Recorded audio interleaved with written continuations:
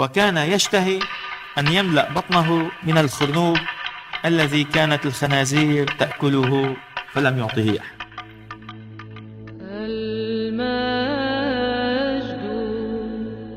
للآب ولابن. الإنسان عندما يجوع بالجسد يطلب أي شيء، وهذا ما يحصل أيضا بشكل روحي. الإنسان الذي يطلب الله ويجوع إلى محبة الله يبحث عن الله، لأن الله هو الذي يسكت جوعه الروحي. الله وحده هو الذي يملأ روحه ونفسه وكيانه فينتعش بالروح. وكما يقول الرب في الإنجيل: من يقبل إلي لن يجوع ولن يعطش أبدا. ولهذا فإن الإنسان أيضا يطلب ما هو روحي، يبحث عن الله، يفتش عن الله أيضا كما يبحث عن قوته الجسدي. الرب أعطانا ملكات روحية من إرادة وفكر وحكمة وقلب وعقل وحرية وسيادة. أعطانا ما أعطانا على صورته الإلهية، والتي يدرك الإنسان هذه الملكات الروحية في داخله وهذه القوى الروحية في داخله. عندما يتشتت ذهن الإنسان ويبتعد ذهن الإنسان عن الله، يبدد هذه القوى الروحية كما يبدد الإنسان أمواله، وكما يبدد الإنسان غناه المادي.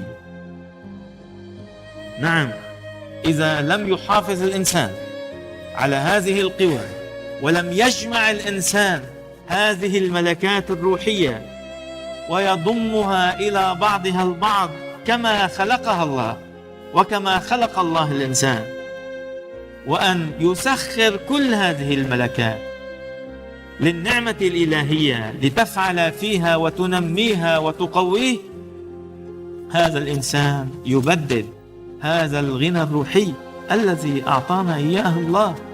إذا كل واحد منا يا أحبة رجع إلى نفسه بيدرك قديش الرب أعطانا، نعم أعطانا كثير، والكثير من القوى ومن الملكات الروحية والنفسية اللي ما موجودة عند أي خليقة أخرى.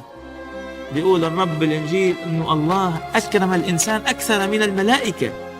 على سبيل المثال في الكأس المقدسة هناك جسد ودم الرب الكريمين، اللي كل واحد منا وقت اللي بيتناول يشترك في جسد الرب ودمه المحييين الكريمين. أية كرامة مثل هذه الكرامة! إذن أكرم الله الإنسان وأعطاه من مواهبه، وكانت هذه المواهب أي على سبيل المثال ذهن الإنسان، قلب الإنسان، كل كيان الإنسان، إرادة الإنسان، رغبة الإنسان، شهوة الإنسان. كل هذه الملكات الروحية، كل هذه القوى الروحية كانت تعمل بحسب الوصية الإلهية. ولكن بعد الخطية، بعد أن سقط الإنسان، بعد أن ابتعد عن مصدر الحياة والوجود أي الله، الإنسان بدد هذه القوى، تبعثرت هذه القوى، تخربطت إذا بدكم هذه القوى.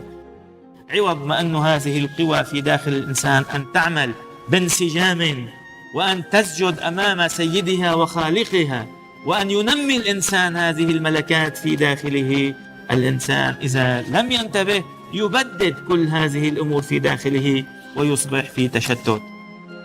ولهذا دوما آباؤنا القديسون يحدثون ويكلموننا عن حفظ الذهن، عن حفظ الفكر.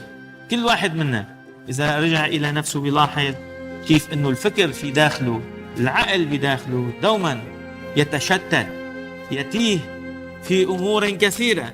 حتى عندما نكون مثلا في الكنيسة، ممكن الواحد منا يكون موجود هلأ في الكنيسة ويصلي ولكن في لحظة ما ممكن أنه ذهنه يطير، يخرج خارج الكنيسة إلى أمر ما بيشغل له باله ويفكر فيه في بيته، في عمله، في أرضه، في أي أمر، من ثم بيرجع وبيعود.